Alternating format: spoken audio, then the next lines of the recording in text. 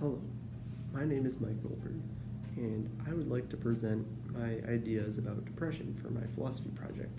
Now, originally, my idea was that depression is a mental illness and that society tends to kind of put it to the side, or society doesn't take it as seriously as it should be. Throughout my paper and research, I learned that depression is very serious and it really needs to be taken care of. Through my research, the only thing that really changed was that I just strengthened my argument. I never really changed a position. I learned more about the symptoms of depression. I learned more about the treatments that we can take. I learned everything that there possibly could be about the actions that we can take to help someone that is going through depression, to help them get better. So one of the main points I focused on about depression is the symptoms of depression, because in order to fully understand what's going on inside someone's head as depression is occurring, it's important to know the types of symptoms you see in them. Now, up here I have a list provided by the National Institute of Mental Health. They are a website that anyone can access online, and they serve as a hotline for people that need to speak to someone on the phone, mainly for people that actually have depression. But anyway, the point of my source is to show types of symptoms. Some symptoms mainly affect how someone goes throughout the day, like their sleep schedule, whether they're drowsy, their eating schedule, the basic stuff like that. And it's important to understand all of this, because if someone you know is struggling, they might have depression. You might want to check up on them. Another thing that I argued in my research was that depression is in fact a mental illness. According to one article in particular that I found, I noticed that it argued that depression is not a mental illness, but rather a pigment of our imagination. I find this false, because depression is in fact a mental illness. A mental illness can be defined by any alteration of how we think or how we do things. Since the symptoms of depression do indeed fit that description, I can define it as a mental illness. Now that I've mentioned the different types of symptoms for depression, I'd like to talk about the types of treatment for depression. There are many different ways to help treat depression.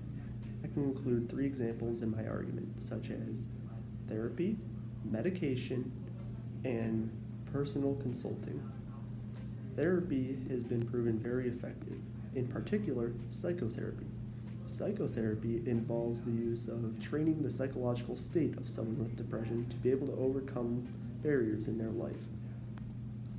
Medications such as antidepressants can be picked up at a pharmacist, and they are mainly used to help try to change the chemical reactions inside your brain.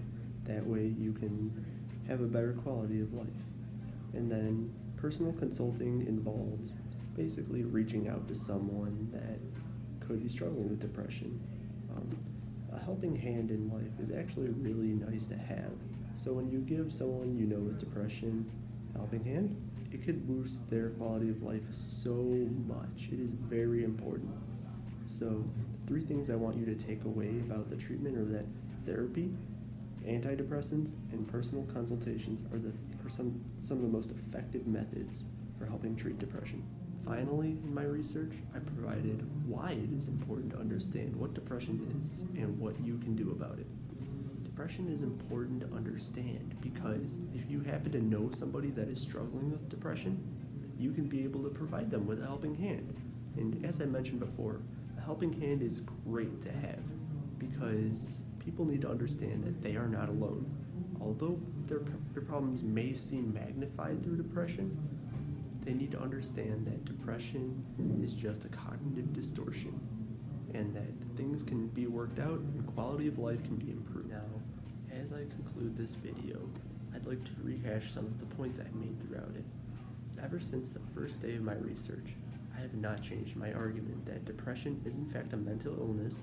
I can describe the several types of symptoms that define it as one and what we can do as a society to help provide help for someone that is going through depression.